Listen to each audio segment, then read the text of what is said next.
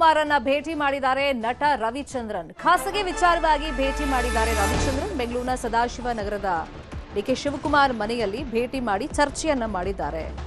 ಒಂದು ಖಾಸಗಿ ವಿಷಯವಾಗಿ ಚರ್ಚೆ ಆಗಿದೆ ಅನ್ನೋದು ಗೊತ್ತಾಗಿದೆ. ಮತ್ತೆ ಸಾಕಷ್ಟು ವೇದಿಕೆ ಕಾರ್ಯಕ್ರಮದಲ್ಲಿ ನೋಡಿದ್ದೀವಿ. ಡಿಕೆ ಶಿವಕುಮಾರ್ ಮತ್ತೆ ರವಿಚಂದ್ರನ್ ಅವರು ಒಂದೇ ವೇದಿಕೆಯನ್ನು ಹಂಚಿಕೊಂಡಂತ ಸಂದರ್ಭದಲ್ಲಿ ಬಾಲ್ಯದ ದಿನಗಳನ್ನ ನೆನಪು ಮಾಡ್ಕೊಳ್ತಾ ಇದ್ರೆ. ಯಾಕಂದ್ರೆ ಒಂದೇ ಸ್ಕೂಲಲ್ಲಿ ಓದಿದಂತ ಫ್ರೆಂಡ್ಸ್ ಇವರಿಬ್ರು.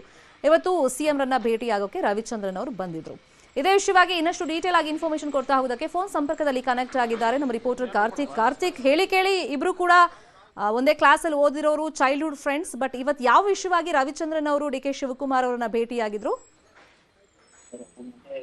ಶರ್ಮಿತಾ ಶೆಟ್ಟಿ ನಟ ರವಿಚಂದ್ರನ್ ಇವತ್ತು ಸಿಎಂ ಡಿಕೆ ಶಿವಕುಮಾರ್ ಅವರ ನಿವಾಸಕ್ಕೆ ಆಗಮಿಸಿ ಈಗಾಗಲೇ ಡಿಕೆ ಶಿವಕುಮಾರ್ ಅವರೊಂದಿಗೆ ಸಮಾಲೋಚನೆಯನ್ನು ಕೂಡ ನಡೆಸ್ತಾ ಇರುವಂತದ್ದು. ಪ್ರಮುಖವಾಗಿ ಖಾಸಗಿ ವಿಚಾರಕ್ಕಾಗಿ ಅವರು ಭೇಟಿಯನ್ನ ಮಾಡಿದ್ದಾರೆ. ಜೊತೆಗೆ ಸಿಎಂ ಆದ ಬಳಿಕ ಡಿಕೆ ಶಿವಕುಮಾರ್ ಅವರನ್ನ ಇದೇ ಮೊದಲ ಬಾರಿ ಅವರು ಭೇಟಿಯನ್ನು ಕೂಡ ಮಾಡ್ತಿರುವಂತದ್ದು.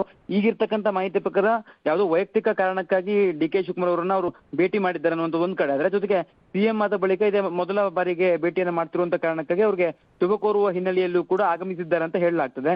ಹಿಂದೆಯೂ ಕೂಡ ಡಿಕೆ ಶಿವಕುಮಾರ್ ಮತ್ತು ರವಿಚಂದ್ರ ಅವರ ಆತ್ಮೀಯತೆ ಸಾಕಷ್ಟು ಕಾರ್ಯಕ್ರಮಗಳಲ್ಲಿ ಬಹಿರಂಗ ಆಗ್ತಾ ಇತ್ತು. ಅವರು ವೇದಿಕೆ ಹಂಚಿಕೊಂಡಂತ ಸಂದರ್ಭದಲ್ಲಿ ಆತ್ಮೀಯವಾಗಿ ಇಬ್ರು ಕೂಡ ನಡೆದುಕೊಳ್ತಾ ಇದ್ರು.